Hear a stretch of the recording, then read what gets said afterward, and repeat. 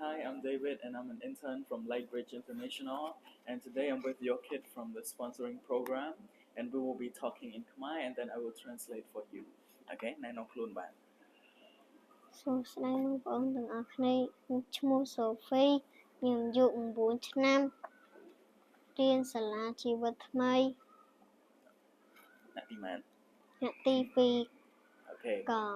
So his name is Sophie, he is 9 years old, and he studies in grade 2 at New Life School. Okay, ចាំមកជាដល់អូនចូលចិត្តជាងគេមកជាអីគេ កណិកវិទ្យា ហើយចាំមកជាដែលយើងអត់សូវចូលចិត្តមានអត់ឬក៏ចូលចិត្តទាំងអស់ ភាសាខ្មែរនិងវិទ្យាសាស្ត្រ Okay, so he is good at math, but he doesn't like Khmer and science. Okay, បន្តមកទៀតអូន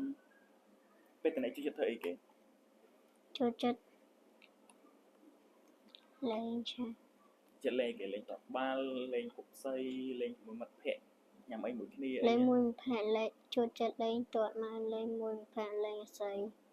Okay, so in his free times he likes to hang out with his friends and play soccer at school.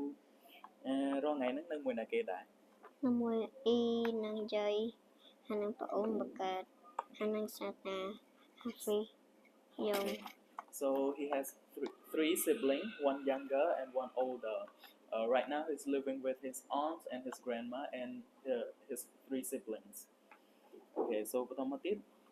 ខ្ញុំឡើងអត់ចង់ធ្វើអីដែរ ធ្វើការងារចាំម៉ាក់ប៉ា ចង់ធ្វើការងារអីគេចង់ធ្វើអ្នកលេងទាត់បាល់ឬក៏មិន អ្នកលេងទាត់បាល់ Okay, so in the future he wants to be a professional football player. Okay, មានអីចង់ចែកចាយពីមិត្តភ័ក្តិយើងចូលចិត្តមិត្តភ័ក្តិណាជាងគេយើងមានមិត្តភ័ក្តិចិត្តស្និទ្ធអីអត់ មាន Okay, ឈ្មោះអីគេដែរ ឈ្មោះមីងលី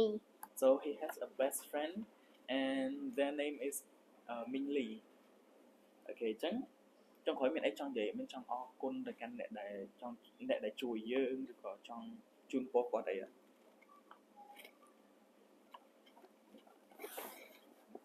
ជូន